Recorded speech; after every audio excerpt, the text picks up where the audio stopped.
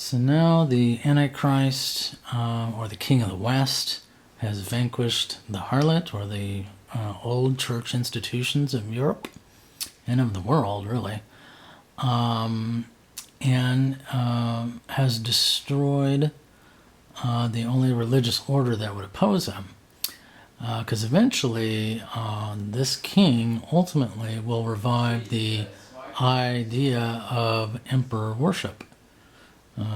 Or actually worship of the Caesars as God. So, that's his ultimate plan here. And so he has to get rid of the religious organizations that would oppose him. In this case, the harlot, the Bible calls the harlot. And now he reigns supreme in Europe. But we're not quite to the end of the second quarter yet, or the end of the first half of the tribulation. Something else happens, very significant, and that is the arrival of two people. In this case, the Bible calls two witnesses, and these are the witnesses for Christ. And, there's a common saying that in war, the first casualty is the truth. Well, these witnesses are going to present the truth during this time period.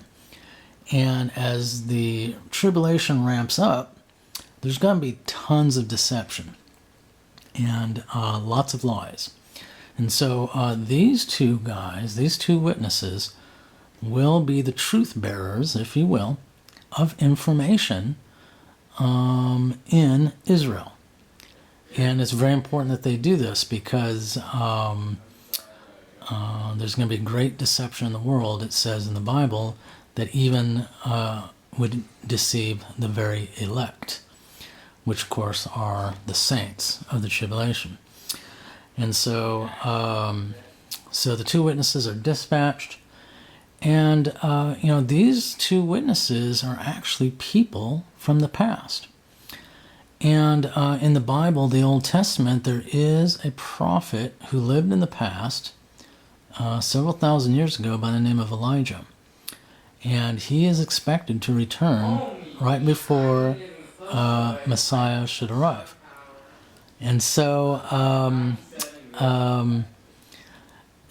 so these two witnesses are two people from the past. And so the question arises, who are they? And so Elijah is definitely has to be one of them. We are expecting it. What's interesting is that when John the Baptist was baptizing in the rivers of the Jordan, a lot of people thought he was Elijah. And he said, no, I'm not Elijah. And then when Christ came along, people thought he was Elijah. No, he is Jesus Christ. He's the God-man. So Elijah is expected to return, but he is of the past.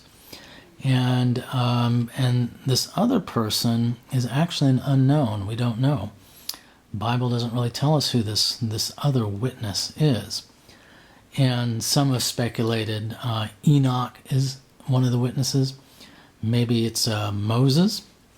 And actually, I think those are pretty good guesses, guesstimates, as to who the witnesses are. Probably the two best candidates, I think.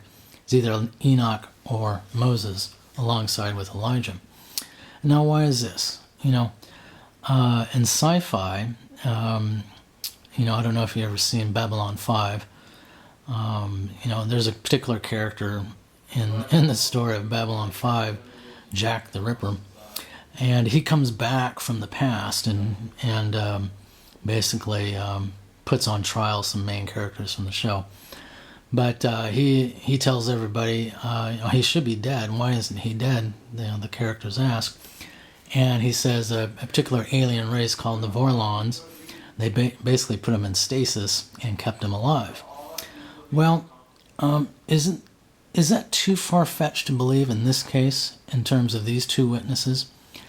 I posit the theory, or the idea, however you want to look at it, that Elijah and this other person perhaps were put on stasis and brought back for this one particular event. in time? Is it possible that maybe they boarded a vessel and it went light years, in another direction and came back light years to this position in time, and they wouldn't age at all? The world has changed in the time they've been gone, but because of the speed of light, they are not, aging at all, or they only age very little. So it's certainly plausible that somebody, at least in sci-fi circles, could come back from the past, if you will. So, Elijah is expected. So who is this other guy? Is it possible that it could be Enoch? Enoch in Genesis was given the privilege of seeing the second advent of Jesus Christ that wouldn't happen for thousands of years ahead of him. He's like the only person in the old, or at least before the flood of Noah, that actually got to see this. And what's interesting in the story of Enoch in Genesis, his body is never found, and he basically disappeared. And people, in the Bible, it doesn't tell us how he vanished, if you will. So is this an instance in which the angels perhaps took him and placed him on board a vessel and will bring him back for this time period? I don't know. But is it plausible? I think it's plausible, certainly. And but the other candidate in question, it could be Moses. Why do we say this? Well, what's interesting, the whole timeline of tribulation and the whole punishment of Israel, the 70 weeks of Daniel, as it's called. What's interesting, the angel that came to tell Daniel of these prophecies actually had a run-in with a particular evil angelic entity called the Prince of Persia. And this guy, apparently demons are assigned, they have assignments apparently over whole nations. And, that kind of makes sense. Even in the State Department, you might have the Europe desk, or you might have the South America desk, or you might have the Russia desk. Certain nations, certain people are assigned to study, the peoples and the geography and the culture of certain peoples, so that we can have better relations with them. Well, same thing with the demons here. Same thing with the fallen angels. They probably have an Iran desk or a Persia desk. Who knows? But apparently this Prince of Persia actually fought with the angel that was going to present the information to Daniel. And what's interesting, the angel tells us that the body of Moses was being fought over. Well, isn't that curious? What does that mean? A lot of people have speculated, well, maybe Moses never died. Maybe like Elijah and Enoch, maybe Moses didn't die, but I'm pretty sure he died. But what's interesting, we know that you can take DNA sequencing from old bones, right? And that's the whole premise for Jurassic Park, for example. And it's a very plausible premise. And actually, I think they did it with the woolly mammoth in Russia. I could be wrong on that, but at any rate, we have the angels fighting over the body of Moses. Is it possible that perhaps, if this is Moses, they bring back Moses via some kind of resurrection of his body, which is why they needed the bones to do this? And he comes back with Elijah to Israel as witnesses for Christ, right? And so,